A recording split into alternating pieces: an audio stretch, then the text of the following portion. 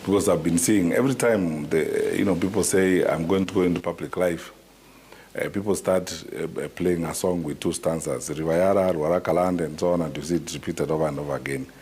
I've never had an opportunity myself to publicly look the cameras in the face and say this is what it is and so on. When in 2021, the issue of a report was published by a local media about bodies being pulled out of Yala, just like I saw last week and the week before. For us, we asked the Inspector General of Police, Matiangi, what was happening at that time. We agreed that the gravity of the situation is such that the DCI himself should go to that place and find out what's happening. The DCI spent some time there with a team from the DCI. When they came back, we asked for an inquest. We demanded an inquest. At the National Security Council, we asked for an inquest. Can we go into this matter and find out what's happening? The DCI and the police told us, fortunately for us, their bodies. Let us get the families to claim the bodies, then we build the stories from there. We open the file, we take statements from the families so that we understand the circumstances under which these people disappeared and the circumstances under which their bodies were found in Yala. By the time we were leaving government, the file was open. It was not closed at that particular time because investigations were going on. And that's why I keep saying every time, what happened with the file? I didn't live with the file. In any case, I would have nothing to do with the file as a cabinet minister. That was a police matter. And our detractors or people who like to make negative claims about this are always, they choose when it is convenient for them to say these things. The police service is independent. When they are doing certain things, it's dependent on the minister at other times.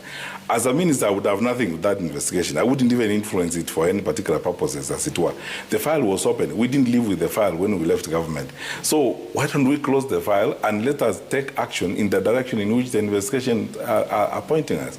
Besides, by the way, the best way to deal with this matter, in my view, is to have a public inquest so that all of us role players who were in the security sector at that point in time, we go face the inquest, and I'm ready to go before a magistrate or a judge, whoever it is going to preside over that inquest, and say what I know about it. But you see, the problem is throwing stones of convenience or political opportunity when the time is ripe. Say every time they say, oh, Yala, and so on and so forth. If I was responsible for a crime that was committed by a police officer when I was Minister for Interior, then I'm responsible for all road accidents that took place, when I was Minister for Interior. I'm responsible for all the violence, robbery with violence cases. I'm responsible for all rape cases that happened and so on and so forth. It's just not possible, as it were. And even as we are seated here, there could be crimes that are being committed somewhere. Mm-hmm. We are not saying the minister is in charge. When the bodies were traced out there last week, I didn't hear anybody saying Kipchumba Murkomen is dumping bodies at Yala and so on. So the question is, things need to be addressed and dealt with in their proper context.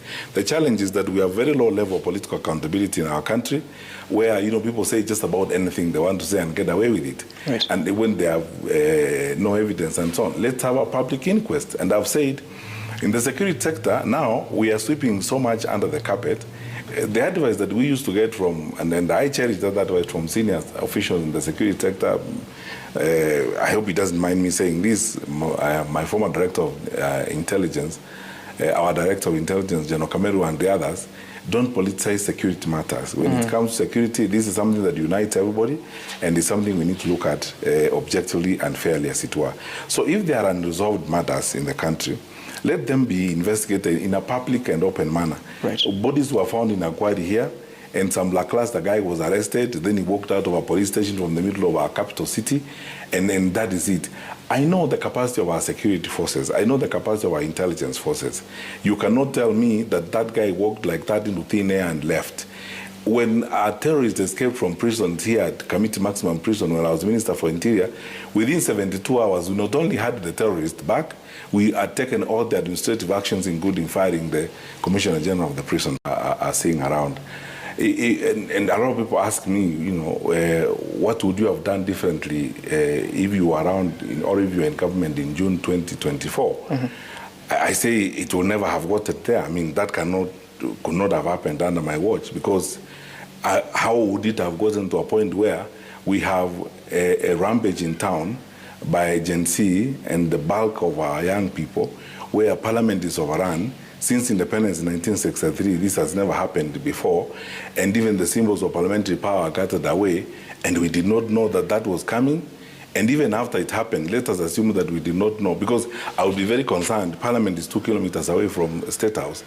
I would be very concerned if that happened, and if it did happen at that particular time, because this is not a surprise accident that happened, as it were.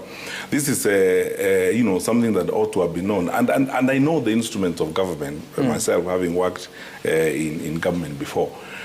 I know the capacity of our National Intelligence Service and so on. I'm somewhere, I don't know where the chain could have broken, but I'm sure that the government must have known what was going to happen at that particular time.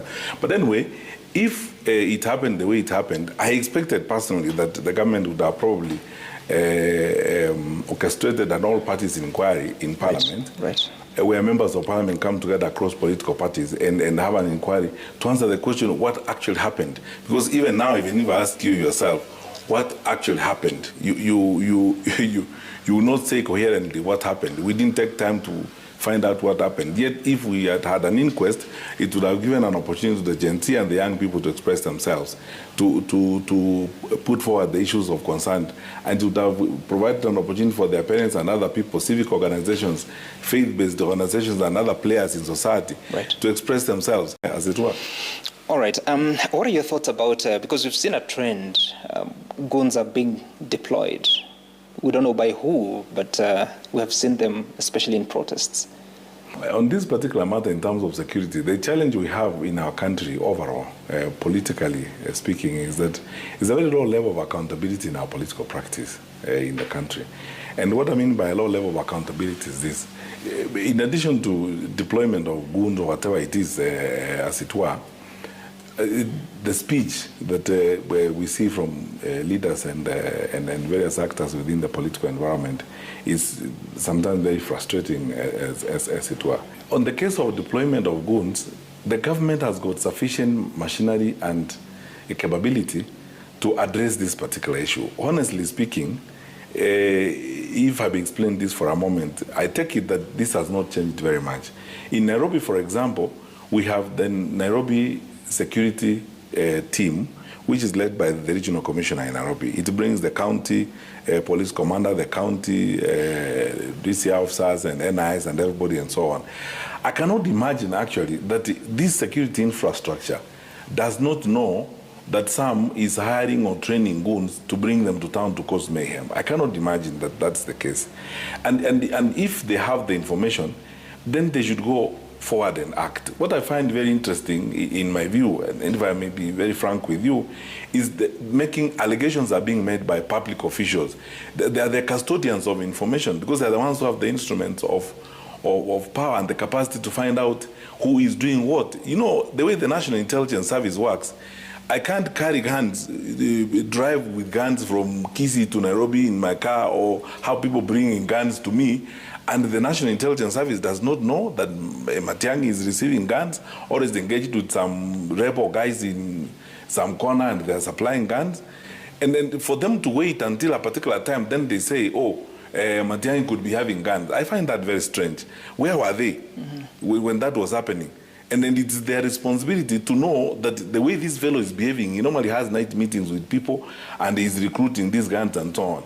I don't want to pretend. I know for sure that the National Intelligence Service listens to our phone calls and so on and so forth. This happens. They have ways of collecting intelligence. So how is it that if they know that some is recruiting goons from Roysambu to bring them to Nairobi, why wait until the goons get to Nairobi? Because you have the capacity, you have the police in Roysambu, you will know that these people are being hired, they're being recruited in this particular house. So you go there and disrupt the matter. That is part of the security work. So again, on this particular matter, my honest view is that if indeed goons were hired by an individual and the government has got evidence that that has been done, then honestly speaking, it is right to act on that particular matter. But when action is not taken, as if I hired goons, for example, if there was a demonstration in Nairobi and I hired goons, myself, Fred Matiangi, I hired goons, how can the government don't know that I'm trying to hire goons? And there is one of the reasons why I will not do it is because I know that by the second day, the government will know. They can even go trace money. I have moved money from this account, I've been paid by so and so and so on and so forth. They can trace that money. So my view is, if that has happened, and I've seen that being reported widely and so on and so forth, the question I ask is this: we can engage in gossip, hearsay, he said this, I said, they allege, and so on.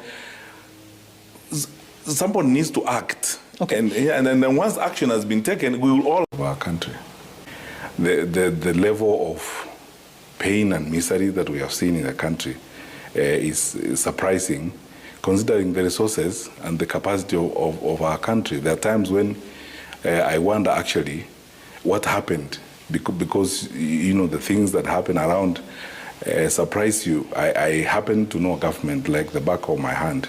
I was a cabinet minister for 9.5 years, say 10 years.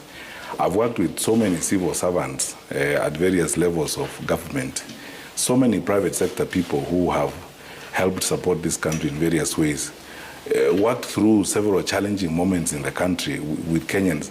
And I know for sure, deep down in my heart, what our country is capable of. And every time I look at what's happening around, I keep reminding myself, we are better than this. Our country is better than this. We are better people than this. We can do a lot better than, we are working on right now. So partly because of that sadness of we are basically performing below bar, we are looking at things that have nothing to do with our destiny. I honestly feel the challenge and the call to make my contribution to my country from that office of the president. Besides, I've raised this issue several times before when I talk to people. Mm-hmm. I was in government. We came to government in 2013, and we had 4 main challenges at that particular time. First of all, our 2 leaders, our president and deputy president, then were ICC suspects. Then we were attacked at Westgate.